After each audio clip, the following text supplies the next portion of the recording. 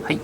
今日は黒松の目摘みやります。7月の頭とかに単葉をねやった後の2番目の目摘みになります。伸びてきてるの分かりますよね。で黒松の動画、特に単葉法の目切りってすっごいなんか再生数もあるんですけど、でもね僕大事なのはそっちの目切りじゃなくてこの後やる目摘みの方だと思ってて、これいっぱいあるじゃないですか。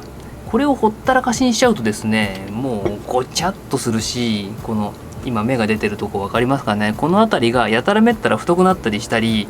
あとはいらない芽が伸びていらない枝になるので、それを後で切った時にですね、これはあんまないんですけど、その剪定跡みたいなのが残っちゃうとね、ちょっと残念、こういう感じのが残っちゃうと後でそこ目立ったりしてちょっと残念なことになったりするので、それをこの時点で取り除いて、綺麗な松を作りましょうっていうことですね。やること自体はすっごいシンプルで、要はこの出てきてる芽ですね、この芽をピンセットでこの時期だったらこうやってつまんでこんな感じで取るだけです。それだけで OK です。でそうは言ってもですね、じゃあ具体的にどこの芽を取ればいいのかと、でどこを取ってどこを残せばいいかっていうですね問題があると思いますが、本来的にはですね、自分の作りたい形をあらかじめ決めてあって、そこに対して意味枝、不要になる枝ですねになる枝をもうあらかじめこの時点から取っちゃおうっていう話なんですけど、ただそれがねパッと分かる方は僕の動画見たりしないと思うので、もうねそぎにそぎ落として超簡単に説明します。こうやって上から見るじゃないですか。こうやって上から見た時にまず外側に出てる芽を残します。でかつ真上に伸びたり真下に伸びたりしてそうな芽はやめましょう。で外に出てて、でさらに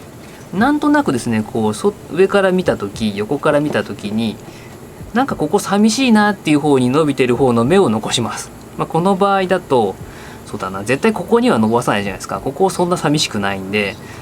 この辺とかかな、この辺こちら辺に伸びてくるのを残したり、外はねどこも行けるので横の方に伸びてるのを残したりっていう風に残します。でとりあえずそれだけやっとけばなんとかなると思うんで、後で慣れてくるとですね、最初の頃なんでこんなのやったんだろうっていうことがたまにあるんですけど、とりあえず外側でかつ空いてる方向に残しておけばですね、針金で後で曲げたりとかしてなんとかできますんで、上から見た時とか横から見た時に露骨に重なってるところの枝がないようにするのがいいですね。どうしてもね重なるとそこの部分曲げてこうやってずらしたりはできるんですけど、どっちか絶対いらないので、剪定せざるを得ない状況になったりします。剪定するとさっき言った通りその剪定跡がね残っちゃったりするので、できればねこういうとこ綺麗な方が、盆栽としての評価はね高くなりますんで、そういう風にした方がいいかなと思います。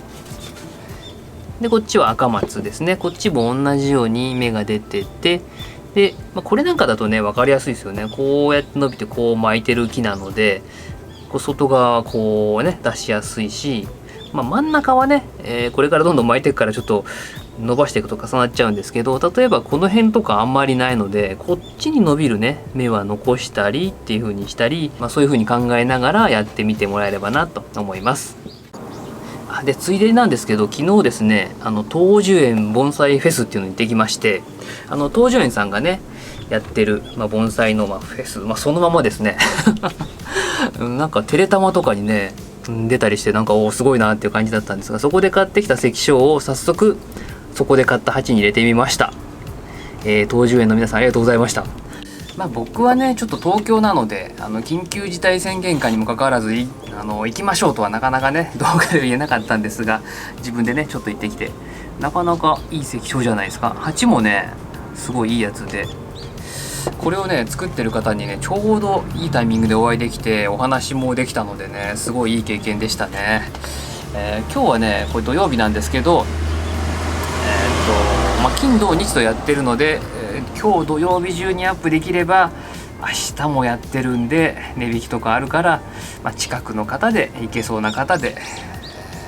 感染対策しっかりやって大丈夫っていう方はね行ってみていただければっていう感じですね。